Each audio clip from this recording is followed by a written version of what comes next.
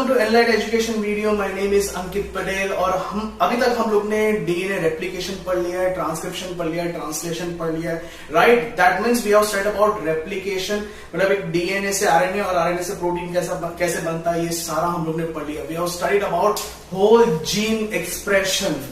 Serious crack it is sir. Seriously? Yes sir. आप बोल रहे हो कि जीन का एक्सप्रेशन होता है, मतलब it is controlling all metabolic action.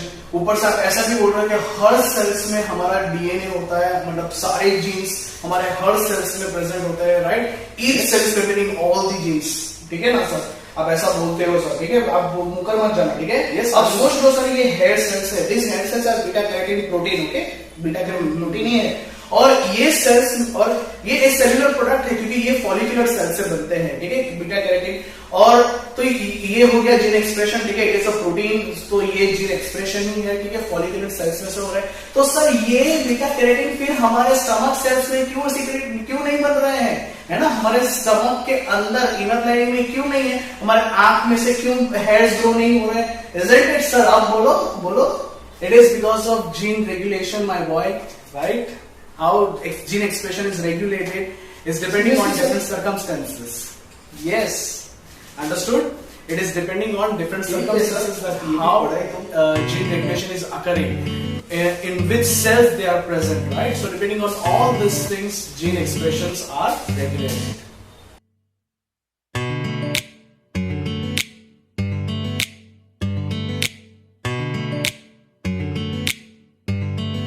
Okay then let's start studying regulation of gene expression, ठीक है? चलो फिर स्टार्ट कर देते हैं। तो रेगुलेशन ऑफ जीन एक्सप्रेशन का मतलब क्या है और क्यों होता है? तो सबसे पहले व्हाई इट इज अकरिंग, ये हम लोग देख लेते हैं, ठीक है? और हम लोग कुछ इंस्टेंसेस भी देख लेते हैं जहां पर रेगुलेशन ऑफ जीन एक्सप्रेशन होता है, हमें ये सबूत मिलता है, ठीक है? तो जो अगर कोई भी मल्टीसेलुलर ऑर्गेनिज्म देखे जिसमें at least tissue level of organisation है, या फिर ऑर्गन लेवल ऑफ ऑर्गेनाइजेशन है, या फिर organ system level of organisation है, लेकिन at least tissue level of organization होना चाहिए, ठीक है? तो अगर इस टाइप के अगर हम लोग ऑर्गेनिजम्स को देखें तो इसमें अलग अलग टिश्यूज के जो सेल्स होते हैं, वो कुछ सेल्स कुछ प्रोटीन्स प्रोड्यूस करते हैं, तो दूसरे टिश्यू के अंदर कुछ सेल्स है वो कुछ और प्रोटीन्स प्रोड्यूस कर रहे हैं, right? Means different tissue cells of different tissues are producing different types of proteins, though they are having same type of genes in them, है ना? अभी बात की ना मेरे सेकेंड रोल ने, ठीक है, कि कैसे सर हमारे आइस के सेल्स में क्यों हेयर्स प्रोड्यूस नहीं होते? Because that keratin protein is not produced by cells which are present in my eyes, right? In our eyes, understood? तो इसलिए हमारे बॉडी में, तो हमारे बॉडी में या फिर और बहुत सारे लिविंग ऑर्गेनिजम्स हैं जिसमें tissue level of organization at least है, ठीक है? At least tissue level of organisation है। तो ये सारे ऑर्गेनिजम्स में क्या होता है कि अलग अलग टिश्यूज के सेल्स होते हैं, वो अलग अलग प्रोटीन्स प्रोड्यूस करते हैं। तो यहां पर हम लोग को देखने को मिलता है कि यहाँ पर रेगुलेशन ऑफ जीन एक्सप्रेशन हो रहा है, मतलब कुछ जीन एक्सप्रेशन यहाँ पर ये सेल्स में नहीं हो रहे हैं तो किसी प्रोटीन्स के हो रहे हैं, और यहाँ पर ऐसे दूसरे सेल्स में कुछ सेल्स के जीन एक्सप्रेशन, कुछ जीन्स के एक्सप्रेशन हो रहा है, कुछ जीन्स का एक्सप्रेशन नहीं हो रहा है। इवन अगर हम लोग बात करें कि कुछ डिजीजेस ऐसी है जैसे कि हंटिंगटन्स डिजीज है, अल्जाइमर्स डिजीज है, Alzheimer is very famous, you know, तो और भी है, डायबिटीज है, तो भले ही ये हेरिडिटी में है लेकिन मोस्ट ऑफ द केसेस में कुछ साल के बाद आता है। अल्जाइमर तो कुछ साल के बाद ही आता है, राइट? तो ऐसा क्यों है? जब उसका जीन है तो पहले से अल्जाइमर क्यों नहीं है, पहले से डायबिटीज क्यों नहीं है, राइट? Diabetes type 2। इसका रीजन भी यही है कि कुछ एज के बाद वो जीन का एक्सप्रेशन स्टार्ट होता है, तो और कुछ एज से पहले वो जीन का एक्सप्रेशन नहीं हुआ है, अंडरस्टूड? दैट मींस हियर भी देखो, यहां पर भी देखो कि रेगुलेशन ऑफ जीन एक्सप्रेशन हुआ है कि after certain age that gene has able to express itself, right? फिर और भी अगर बात करें तो secondary sexual characteristics, after puberty only some hormones are produced in our body, right? Before which that hormone has not produced in our body. तो ऐसा क्यों है? Again regulation of gene expression, right? Progestogen है, estrogen है, this hormones are secreting only after puberty of a female individual, right? Why it is not producing earlier? Because of regulation of gene expression. यहां पर बहुत regulation होता है, ठीक है? Even अगर हम लोग बात करें आई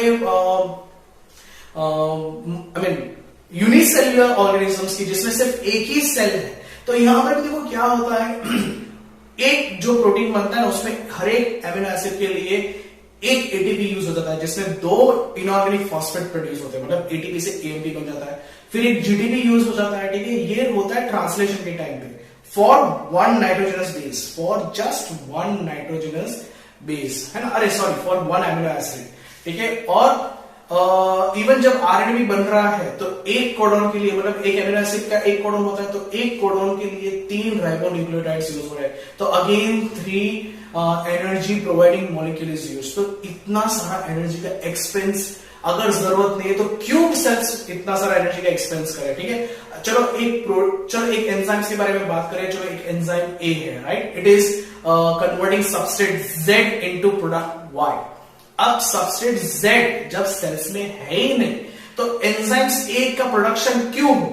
Why there would be loss of, why there would be waste of this much amino acids, this much energy rich molecules when this kind of enzyme is not needed now?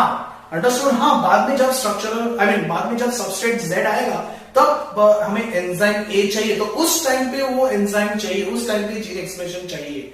Understood? लेकिन हर बार हम लोग हर time protein produce करते रहे, why, right? So it is not it is not efficient, right? तो ये चीज होना नहीं चाहिए, एफिशिएंट नहीं, लेकिन ये चीज होना नहीं चाहिए।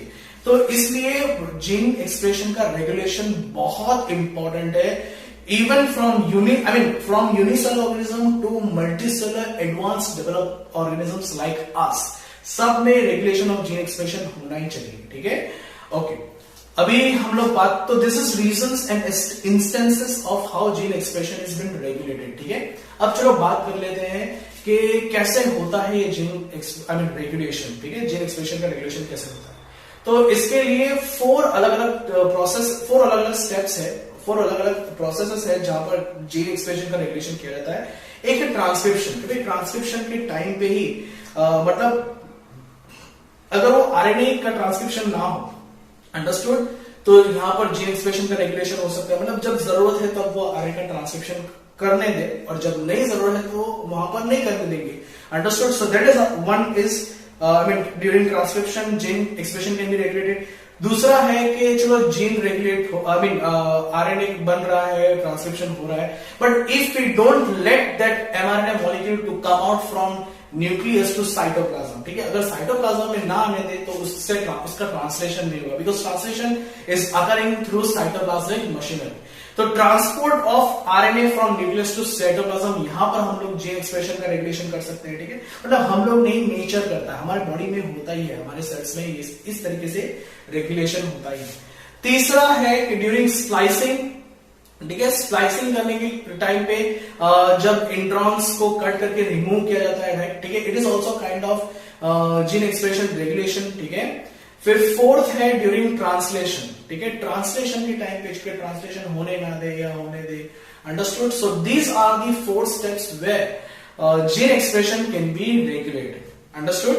अब उसमें से हम लोग 2 चीजें हैं ना, उस पर ज्यादा ध्यान देंगे, एक है स्प्लाइसिंग और दूसरा है ट्रांसक्रिप्शन, और सबसे ज्यादा हम लोग फोकस करेंगे ट्रांसक्रिप्शन, ड्यूरिंग ट्रांसक्रिप्शन ओनली, ठीक है। तो चलो स्प्लाइसिंग में क्या होता है कि लगभग स्प्लाइसिंग में हम लोग को मालूम है कि प्राइमरी ट्रांसक्रिप्ट जो बन के आता है जस्ट आफ्टर द ट्रांसक्रिप्शन, जो हमें एमआरएनए मॉलिक्यूल मिलता है, it is not actually mRNA right now, it is called primary transcript hnRNA, heterogeneous nuclear RNA molecule, right. फिर इसमें क्या होता है कि भाई कुछ रीजन को हम लोग कोडिंग रीजन बोलते हैं, कुछ रीजन को हम लोग नॉन कोडिंग रीजन बोलते हैं। नॉन कोडिंग रीजन के लिए हम लोग ने नाम दे दिया है इंट्रॉन्स, और कोडिंग रीजन के लिए नाम दे दिया हम लोग ने एक्सॉन्स, अंडरस्टूड। और फिर क्या होता है, यहाँ पर स्प्लाइसिंग होता है। तो जो प्राइमरी ट्रांसक्रिप्ट होता है ना, उसको हम लोग स्प्लिट जीन्स बोलते हैं। क्या बोलते हैं? This primary transcripts are called split genes. मतलब जो डीएनए का पूरा जीन है जिसमें से वो प्राइमरी ट्रांसक्रिप्ट बना है, वो जीन को हम लोग स्प्लिट जीन बोलते हैं, जिसमें से कुछ कोडिंग, जिसमें से कुछ रीजन इंट्रॉन्स होते हैं, कुछ एक्सॉन्स होते हैं। एमआरएनए में से, स्पेशली एचएनआरएनए में से पर्टिकुलरली, ठीक है, स्पेशली नहीं, पर्टिकुलरली एचएनआरएनए में से ये इंट्रॉन्स को रिमूव किया जाता है through splicing, understood. So this also modification, this also a kind of regulation, ठीक है। जब एम्ब्रियोनिक डेवलपमेंट हो रहा है तो उसमें डिफरेंशिएशन और डेवलपमेंट बहुत ज्यादा होता है उस टाइम पे, तो वहां पर भी ये स्प्लाइसिंग का बहुत सिग्निफिकेंट रोल है, understood. So this is about splicing. अब दूसरा वाला देख लेते हैं ड्यूरिंग ट्रांसक्रिप्शन। तो ट्रांसक्रिप्शन के लिए देखो, ट्रांसक्रिप्शन का अगर इनिशिएशन रेट अगर कंट्रोल करते हैं तो वहां पर ही रेगुलेशन हो जाता है जीन एक्सप्रेशन का, ठीक है। That is most crucial for regulation of gene expression, understood. और मैंने आपको पहले बताया था कि भाई कोई अगर मैंने आपको एंजाइम और सबस्ट्रेट वाला एग्जांपल दिया था, राइट। सो दिस एक्चुअली यहाँ पर ये चीज को कंट्रोल करने के लिए हम लोग मतलब अपने बॉडी में या कोई यूनिसेलुलर ऑर्गेनिजम्स में ट्रांसक्रिप्शन बेसिस पे ही, ट्रांसक्रिप्शन लेवल पर ही जीन एक्सप्रेशन का रेगुलेशन होता है, अंडरस्टूड। इसमें कुछ 4 टाइप की जीन्स होते हैं। एक तो है प्रमोटर जीन, ठीक है, which is very important, eight विच आप लोग को मालूम है प्रमोटर सीक्वेंस क्या है, जहां पर आरएनए पॉलीमरेज आके बाइंड होता है, ठीक है। उसके जस्ट बाद ऑपरेटर जीन होता है, अंडरस्टूड। और प्रमोटर जीन से पहले एक रेगुलेटर जीन होता है। अब ये regulator gene can be activator और it can be repressor gene, understood. ये एक्टिवेटर जीन भी हो सकता है, रिप्रेसर जीन भी हो सकता है, अंडरस्टूड। तो यहाँ पर पॉजिटिव जीन एक्सप्रेशन का पॉजिटिव रेगुलेशन भी होता है और नेगेटिव रेगुलेशन भी होता है, डिपेंडिंग ऑन कौन सा जीन है आगे, स्ट्रक्चरल जीन में कौन सा जीन है उसके लिए अलग अलग स्ट्रक्चरल जीन के लिए अलग अलग टाइप के रेगुलेटर जीन है, राइट। 2 ही टाइप के रेगुलेटर जीन होते हैं, तो अलग अलग में किसी में एक्टिवेटर जीन होता है तो किसी में रिप्रेसर जीन होता है, this regulator gene, right. Okay, activator gene होता है तो उससे क्या होता है कि उससे जो एक्टिवेटर प्रोटीन प्रोड्यूस होता है उसका ट्रांसक्रिप्शन, ये रेगुलेटर जीन है ना, उसका ट्रांसक्रिप्शन होता है और उसका ट्रांसक्रिप्शन हमेशा होते रहता है, अंडरस्टूड। तो क्या होता है कि उसका प्रोटीन हमेशा इस सेल में होता ही रहता है, understood. It's the cell is always having regulator protein, understood, for this regulator gene. I mean regulator gene से बना हुआ रेगुलेटर प्रोटीन होता ही है। अभी वो एक्टिवेटर है तो वो जीन रेगुलेशन को इनिशिएट करवाएगा, अगर वो रिप्रेसर है तो जीन रेगुलेशन को प्रिवेंट करेगा, अंडरस्टूड। तो इस तरीके का कुछ रेगुलेशन होता है। अगर आपको बहुत समझ में नहीं आया है तो कोई बात नहीं, don't take too much tension on you, हम लोग आगे समझने ही वाले हैं। तो इस चीज को समझने के लिए जैकब और मोनेट ने एक कॉन्सेप्ट दिया जिसको बोलते हैं ओपेरॉन, अंडरस्टूड। ये लोग ने, ये 2 साइंटिस्ट ने क्या किया कि भाई एक स्ट्रक्चरल नेम, मतलब एक स्ट्रक्चर ले लिया जिसको एक नेम दे दिया ओपेरॉन। नाउ क्यों operon, understood, why operon? Because यहां पर सारे जीन्स देखो एक दूसरे के साथ बहुत ही कोऑर्डिनेटेडली वर्क करते हैं। कैसे? चलो, प्रमोटर सीक्वेंस है, आप लोग एनिमेशन में अभी देख ही रहे हो कि प्रमोटर सीक्वेंस है, प्रमोटर सीक्वेंस पे आके बाइंड हो गया। क्या बाइंड हो गया प्रमोटर सीक्वेंस पे आके? आरएनए पॉलीमरेज, ठीक है। आरएनए पॉलीमरेज जैसे बाइंड हुआ फिर आरएनए पॉलीमरेज आगे जाएगा। ऑपरेटर सीक्वेंस आ रहा है। अभी ऑपरेटर सीक्वेंस पे क्या है कि देखो रेगुलेटर प्रोटीन बाइंड हुआ है ऑलरेडी, तो फिर ये आरएनए पॉलीमरेज आगे नहीं जा पाएगा, understood. RNA polymerase can not go ahead. लेकिन अगर रेगुलेटर प्रोटीन यहां पर बाइंड नहीं है ऑपरेटर सीक्वेंस में, ऑपरेटर जीन में, तो आरएनए पॉलीमरेज आगे जाएगा।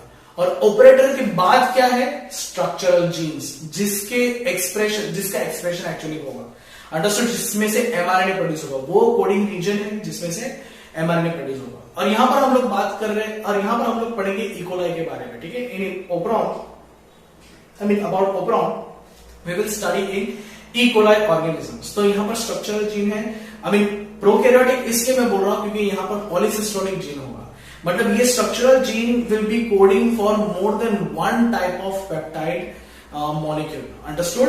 तो यहां पर कुछ स्ट्रक्चरल जीन्स होंगे, वो स्ट्रक्चरल जीन्स का फिर ट्रांसक्रिप्शन होगा, उसके बाद उसका ट्रांसलेशन होगा, understood. If regulator protein is not bound to the operator sequence, अगर रेगुलेटर प्रोटीन ऑपरेटर सीक्वेंस से, ऑपरेटर जीन से बाउंड है, तो फिर आरएनए पॉलीमरेज प्रमोटर पे ही अटक जाएगा। तो this is how gene regulation, I mean gene expression is regulated, understood. तो ये आपको मैंने एक ओवरऑल व्यू दे दिया। अभी हम लोग एक एग्जांपल भी, अच्छा चलो कुछ एग्जांपल्स है, एग्जांपल्स ऑफ ओपेरॉन भी हम लोग देख लेते हैं। कौन से ओपेरॉन है, कैसे कैसे ओपेरॉन होते हैं, ठीक है। एक है lac operon, I mean lactose operon, फिर है ट्रिप्टोफैन ओपेरॉन, फिर है एराबिनोज ओपेरॉन, वेलिन ओपेरॉन, अंडरस्टूड। और भी बहुत सारे ओपेरॉन है, ठीक है। तो आज हम लोग ये वीडियो में 2 ओपेरॉन के बारे में पढ़ेंगे, that is lac operon and, I mean lactose operon and tryptophan operon, ठीक है। तो शॉर्ट में लैक ओपेरॉन और ट्रिप ओपेरॉन बोलेंगे, ठीक है। Okay, so let's start now lac operon.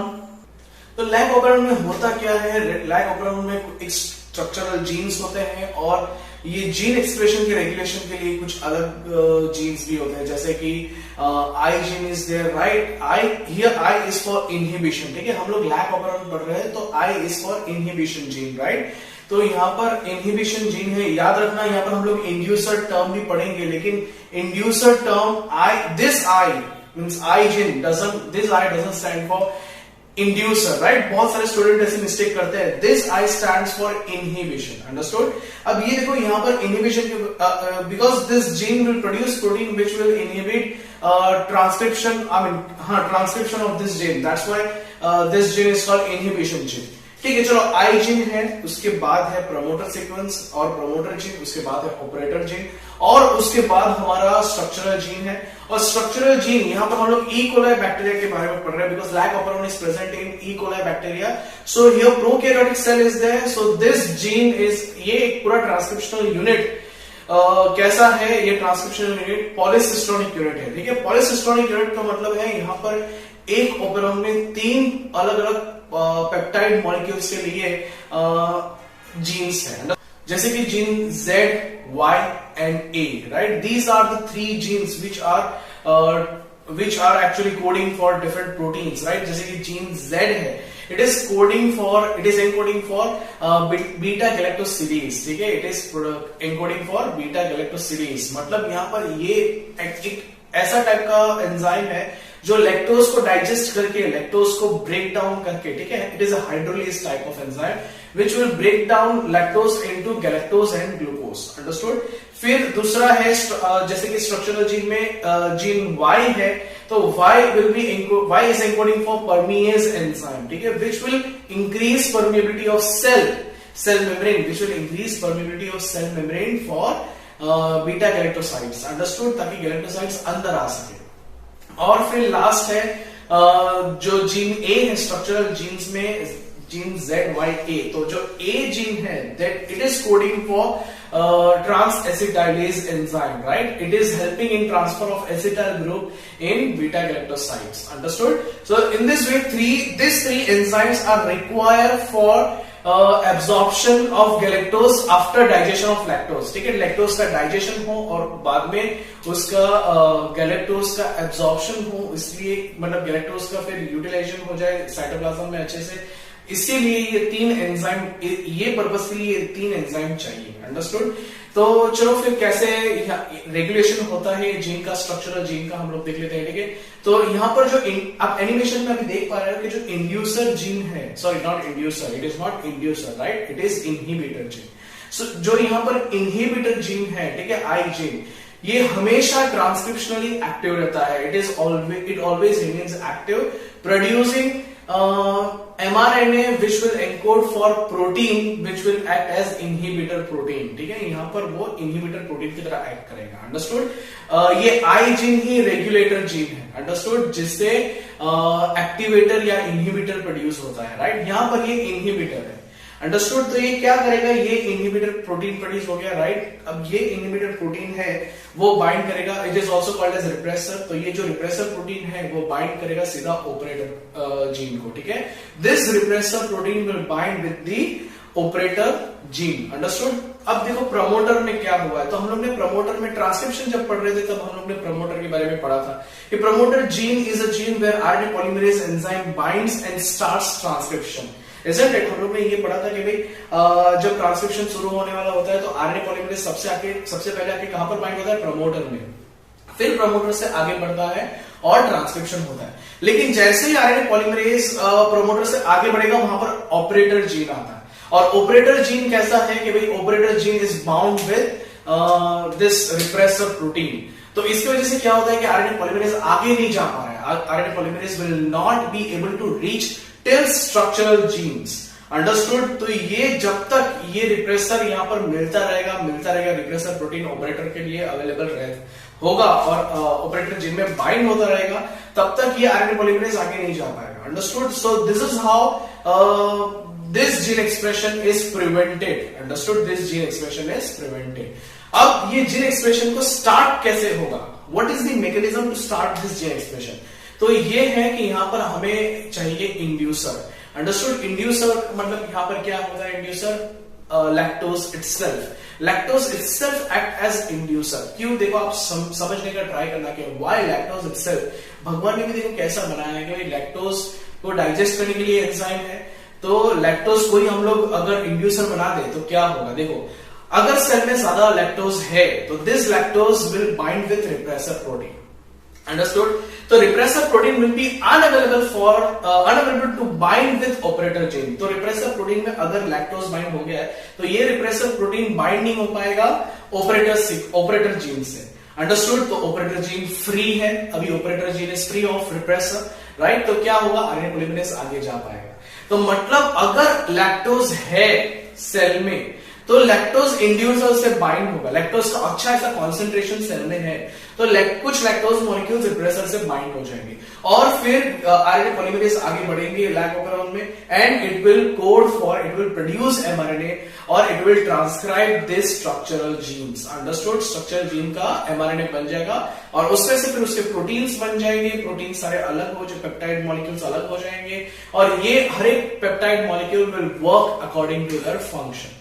Understood? तो देखो यहां पर क्या है कि भाई लैक्टोज जब है तभी ये 3 एंजाइम प्रोड्यूस होना है। अंडरस्टूड? जब ये लैक्टोज ही नहीं है, if there is no lactose in cell, why there is need of producing this kind of enzymes? Understood? तो यहां पर अगर जब भी लैक्टोज होगा तो लैक्टोज रिप्रेसर से बाइंड होगा and it will let structural genes to get transcribed. Otherwise in absence of lactose it will not happen. Understood? अगर इसका हम लोग मॉलिक्यूलर एनालॉग लेते हैं जैसे allolactose. Understood? So allolactose can also bind with this repressor protein and lets transcription occur. Understood? तो इस तरीके से लैक ऑपरेरॉन में जीन रेगुलेशन होता है। And one more thing that lac operon is an inducible system, right? Because यहाँ पर inducer आया और इंड्यूसर ने जीन रेगुलेशन को एक्टिवेट किया, राइट? हम लोग एक तरीके से ऐसे बोल ही सकते हैं क्योंकि इंड्यूसर के आने के बाद ही स्ट्रक्चरल जीन का ट्रांसक्रिप्शन शुरू हुआ, isn't it? Right, so let's move to the next topic, trip operon, that is tryptophan operon, right? अब tryptophan operon में एकदम उल्टा है, यहाँ पर हम लोग repressible system बोलेंगे, right? This operon is a kind of repressible system. और यहाँ पर देखो अगर लैक operon में देखेंगे ना तो वहां पर रेगुलेटरी जीन का फंक्शन कैसा था? To prevent, right? यहाँ पर मतलब लैक operon में कैसा सिस्टम था? टू प्रिवेंट, मतलब यहाँ पर वहां पर नेगेटिव रेगुलेशन हो रहा था, नेगेटिव कंट्रोल होता, यहाँ पर पॉजिटिवली कंट्रोल होगा। अंडरस्टूड? कैसे पॉजिटिव कंट्रोल होगा? By regulator gene. Let's see. तो सबसे पहले हम लोग स्ट्रक्चर देख लेते हैं। Structure you can see here, आप लोग देख सकते हो ये एनिमेशन में, ठीक है? कि जैसे लैक ऑपरेरॉन में था पहले कि भाई सबसे पहले रेगुलेटर जीन है, ठीक है? यहाँ पर उसको हम लोग रिप्रेसर जीन भी बोल देंगे, ठीक है? रेगुलेटर जीन है, उसके बाद आएगा promoter gene, operator gene and then structural gene. और स्ट्रक्चरल जीन यहाँ पर काफी अलग है क्योंकि ऑब्वियसली यहाँ पर ट्रिप्टोफैन एमिनो एसिड प्रोड्यूस करने के लिए एंजाइम बना रहे हैं, राइट? तो यहाँ पर स्ट्रक्चरल जीन में 5 जीन्स है, ठीक है? कौन से हैं? It is gene E, D, C, B, A, right? मतलब A, B, C, D, E लेकिन इन ऑपोजिट डायरेक्शन, ठीक है? अगर वहां से स्टार्ट करें तो A, B, C, D, E। Understood? तो इस तरीके से ट्रिप्टोफैन ऑपरेरॉन में 5 स्ट्रक्चरल जीन्स होते हैं और ये 5 जीन्स में से from this 5 genes 3 protein molecules will be produced, right? 3 enzymes will be produced. तो जो जीन D है और E है, राइट? मतलब E और D है, उसमें से एक एंजाइम प्रोड्यूस होगा, C में से एक एंजाइम प्रोड्यूस होगा और B और A में से एक एंजाइम प्रोड्यूस होगा। तो इस तरीके से 3 एंजाइम प्रोड्यूस होते हैं। Understood? Now these 3 enzymes produced by 5 genes will be responsible for producing tryptophan amino acid in the cell. Understood? And how this trip operon is regulated? Let's see. यहाँ पर होता क्या है? सबसे पहले रेगुलेटरी जीन लैक ऑपरेरॉन की तरह, बाकी सारे ऑपरेरॉन की तरह यहाँ पर रेगुलेटरी जीन हमेशा ट्रांसक्रिप्शनली एक्टिव रहता है, मतलब यहाँ पर रिप्रेसर प्रोड्यूस होते रहेगा all the time, right? And this repressor is not able to bind to the operator gene. ये रिप्रेसर है, ये ऑपरेटर जीन से बाइंड नहीं हो पाएगा। अंडरस्टूड? अब ये बाइंड क्यों नहीं हो पा रहा है? क्योंकि यहाँ पर कुछ चीज है जो जिसको यहाँ पर लगाना पड़ेगा और फिर वो बाइंड होगा। अंडरस्टूड? और वो चीज क्या है? तो ट्रिप्टोफैन एमिनो एसिड इटसेल्फ। मतलब यहाँ पर जो रिप्रेसर है उसको हम लोग एपो रिप्रेसर बोलते हैं, राइट? इट रिक्वायर्स को रिप्रेसर। तो एपो रिप्रेसर में के साथ को रिप्रेसर चाहिए। जैसे आप लोग ने एंजाइम में पढ़ा था ना कि एपो एंजाइम प्लस को enzyme becomes holo enzyme which is active form of enzyme। तो यहाँ पर भी एपो रिप्रेसर प्लस को रिप्रेसर। तो ठीक है, जो रिप्रेसर प्रोटीन बन के आया है दैट इज एपोरिप्रेसर, और जो ट्रिप्टोफैन यहाँ पर बना है या फिर सेल में ऑलरेडी पहले से है तो इट विल एक्ट एज को रिप्रेसर। तो ये एपोरिप्रेसर होगा, को रिप्रेसर के साथ बाइंड करेगा and will be activated repressor. Now this complex will bind with the operator gene and does not let RNA polymerase to go beyond it. Understood? It will make RNA polymerase stuck in promoter sequence only. मतलब promoter gene से RNA polymerase जैसे आगे जा रहा है वहां पर operator में रिप्रेसर, एपोरिप्रेसर, को रिप्रेसर का कॉम्प्लेक्स बाइंड हो गया है ऑपरेटर में, तो वो आगे नहीं जा पा रहा। अब ये होता क्यों है? देखो, सबसे पहले हम मान लेते चलो कि ये बैक्टीरियल सेल में पहले ट्रिप्टोफैन है ही नहीं, ठीक है, तो को रिप्रेसर इज एब्सेंट, तो aporepressor will not be able to bind with operator. तो आरएनए पॉलीमरेज प्रमोटर पे आया, प्रमोटर से ऑपरेटर में जाएगा, ऑपरेटर से फिर स्ट्रक्चरल जीन से पास होगा और एमआरएनए प्रोड्यूस होगा, एंजाइम प्रोड्यूस होंगे, ट्रिप्टोफैन बनेगा। Understood? This enzyme will synthesize tryptophan amino acid. Yes, this enzyme has function to synthesize tryptophan amino acid. अब ट्रिप्टोफैन एमिनो एसिड जब अच्छा ऐसा बन जाएगा तो क्या होगा? Tryptophan, this amino acid itself act as co-repressor and it will bind to the aporepressor. तो ये एपोरिप्रेसर कोरिप्रेसर बाइंड हो गया। Now this complex is formed. Now this complex, अभी ट्रिप्टोफैन बहुत सारा सेल में बनाने की जरूरत नहीं है। अंडरस्टूड? तो ये जो कॉम्प्लेक्स है वो जाके बाइंड हो जाएगा ऑपरेटर से। ऑपरेटर से एक बार बाइंड हो गया तो क्या होगा? जब आरएनए पॉलीमरेज प्रमोटर से आगे फिर से नई बार जब आरएनए पॉलीमरेज प्रमोटर पे से बाइंड होके फिर आगे जाने का ट्राई करेगा, it will be stuck over there. Understood? It can not move ahead with in this operon. ये एक स्ट्रक्चर, ये एक ट्रांसक्रिप्शनल यूनिट में जो आरएनए पॉलीमरेज है वो फर्दर आगे नहीं जा पाएगा, जिसकी वजह से क्या होगा? ये जो स्ट्रक्चरल जीन है जिसमें जीन EDCBA है, यहां से जो इनका ट्रांसक्रिप्शन होना चाहिए और फिर उससे from transcript of this 5 genes 3 enzyme जो प्रोड्यूस होने चाहिए वो सब बंद हो जाएगा। अंडरस्टूड? तो ट्रिप्टोफैन बनना, इन शॉर्ट ट्रिप्टोफैन सिंथेसाइज होना कम हो जाएगा। अंडरस्टूड? तो ये एक रेगुलेशन प्रोसेस है कि भाई बहुत सारा ट्रिप्टोफैन बन गया, अब ट्रिप्टोफैन बनाने की जरूरत नहीं है, तो ट्रिप्टोफैन खुद ही यहां पर एज को रिप्रेसर आके बाइंड हो जाएगा, एपोरिप्रेसर को एक्टिवेट रिप्रेसर बना देगा और ऑपरेटर से ब्लॉक कर देगा। ठीक है, मतलब RNA polymerase will not move ahead. तो इस तरीके से tryptophan operon is also functioning, understood, regulating, understood. तो इस तरीके से ऑपेरॉन एटलीस्ट प्रोकैरियोटिक सेल में जीन रेगुलेशन होता है, understood, and regulation in eukaryotic cell is much more complex than this. तो अभी हम लोग 12th स्टैंडर्ड में नीड के लिए इतना इनफ है। Operon system, black operon, trip operon और थोड़ा general introduction of regulation of gene expression. तो इतना अभी तक काफी है। इन next video human genome project पढ़ेंगे और उसके बाद डीएनए फिंगरप्रिंटिंग पढ़ेंगे। तो 2 ही टॉपिक रहेगा ये चैप्टर में। तो चलो हम लोग मिलते हैं अभी नेक्स्ट वीडियो में। Hope that you have understood this video and obviously यहाँ पर एनिमेशन जो बना हुआ है that is made by me, right. तो यहाँ पर किसी और का मैंने बना के चिपका नहीं दिया है, यहाँ पर मैंने ये बनाया है, राइट। सो चलो, good bye for now, meet in next video.